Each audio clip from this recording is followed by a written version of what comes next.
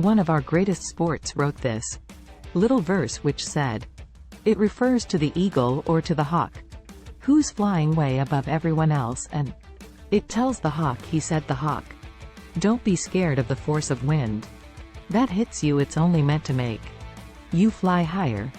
Paul teaches you something which you do not learn in any university or any school, because the idea of competing in sports is to prepare you for life, a struggle in life. The problem is that some sportsmen, when they finish their sporting career, they live in their comfort zone. They do not want to take any more challenges, and the entire experience of struggle on the sporting field which is taught to you is lost, because the moment you do not take on any other challenges means that that experience which you learned how to struggle is gone. So let me just say one thing. What did sports teach for you?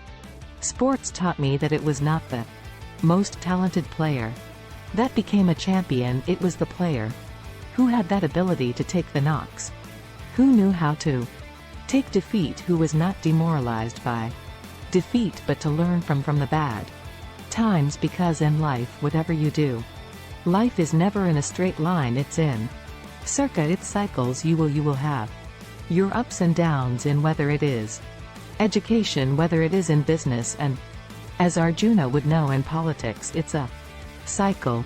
You have your good and your bad times. Success depends upon how you deal with the good times. But how do you deal with the bad times? In sports, no one has ever become a champion who has not learned how to cope with when that defeat comes, when you fail.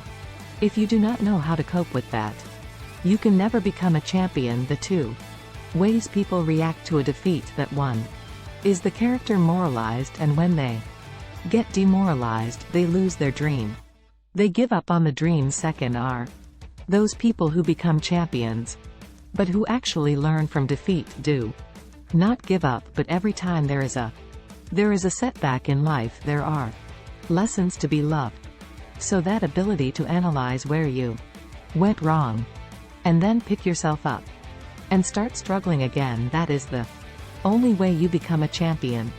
And that's the only way anyone achieves anything big in life. So in my case, I was not the most talented cricketer. When I started, my two first cousins were both of them captain Pakistan, and both of them told my other cousin, said before I was growing up, I was always told that I was never going to be as good as well, and then when I played my first test match, I was dropped, and everyone thought that was the last they would ever see of me. So for 3 years I never played. I was out of the cricket team. So there were two ways so many of over my playing careers, so many of cricketers which were dropped after the first match, never came back again. The majority never came back again. So two ways you could do, but I could either give up and chase another career, or you could actually learn from but your first test appearance or your first test tour. So it proves that I constantly the reason why I will succeed in more than a lot more talented cricketers than me was that I had that ability to analyze my mistakes better than others.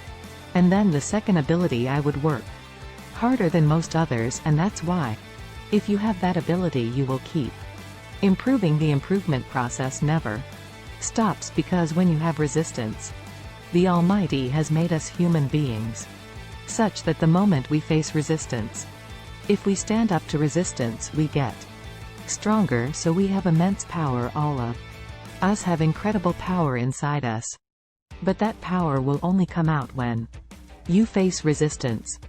When we pit ourselves up against challenges, only then that power comes out. That potential, that human potential, only comes out then. Problem is that somewhere along the line, we give up, and that's when we lose. So the more you face resistance, the stronger you get. If you put your arm against a higher weight, your arm will get stronger, but the mind is the powerhouse. And the more you put your mind into to resist and to challenge, it just gets stronger and stronger. The lesson is simple.